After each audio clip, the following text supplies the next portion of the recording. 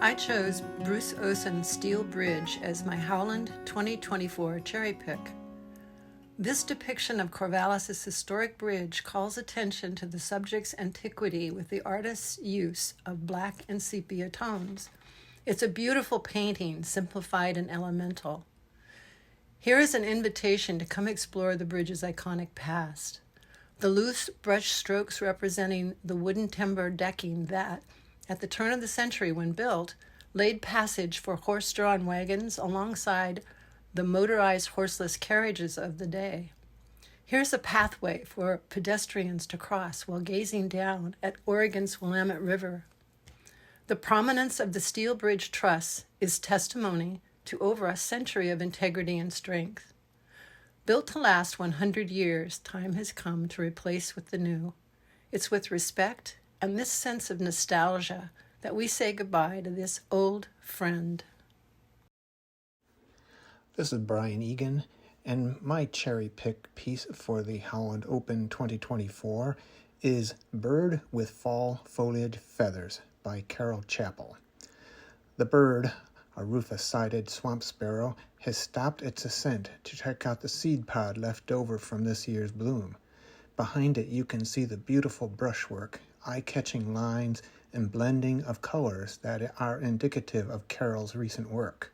The scene certainly caught my eye, and I hope yours as well. Since Carol used her artistic license to create the bird, I used the same method to name the bird species, so don't bother to look it up. I was drawn to Colleen Kitchen's piece by the bright colors and the interesting choice of medium. I love the way her work changes as you move towards and away from it. Up close, it's fun to try and identify the materials used, but take a few steps back and the work completely transforms into a colorful village with so much depth and movement. I could spend a lot of time daydreaming about the people who live there. I'd like to comment on The Colorful Dog by Alpina Sun. I was immediately attracted to the playful and personal quality of this happy puppy portrait. There seems to be an honest transparency to the young artist's interpretation of a well-loved pet, and the seemingly haphazard application of color makes it even more fun. Phil Coleman has captured the pastel gradient left by the Provençal sun on a simple linear structure over the period of a day, without the distraction of a majestic cathedral or a pastoral haystack landscape.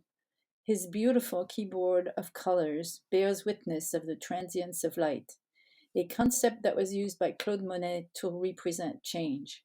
Phil's photo brings the warmth of southern France to anybody who look at his photo and enjoys the memories. Honesty by Aspen McCallum hooked me in with its bold use of color and dreamy composition, and it entranced me for a time with its layers of complexity and vulnerability. After exploring the array of colors and shapes on the top layer, I clocked the handwritten pencil journal notes beneath. The bits of text I could make out felt incredibly relatable, like I was getting a direct line to the artist's stream of consciousness, even though I didn't have the complete story. Discovering the title of the piece and that it's a monotype print then recontextualized the piece all over again, and that depth was stunning. I don't consider this work, Eclipse by Anne Shared Quattara, necessarily the best or the most accomplished or the most beautiful in the exhibition, but my eye keeps being drawn to it. It has such economy of means in technique and in color. It seems the perfect combination of material and intent. The deep black of the almost covered up sun is so intense, it sucks me in. Its flatness expresses the void of the moon shadow on the sun.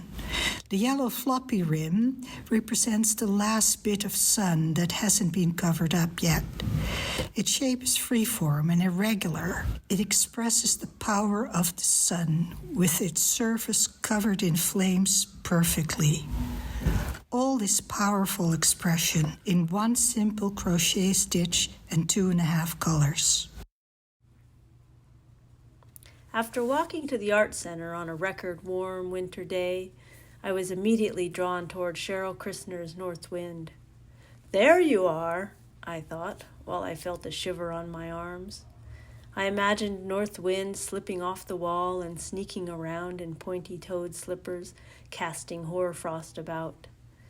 I loved the playfulness Cheryl captured in a surprised, yet mischievous expression, and the irony of being made of wool and silk, two of our warmest fibers, as though even North Wind's wind was too cold for them at times.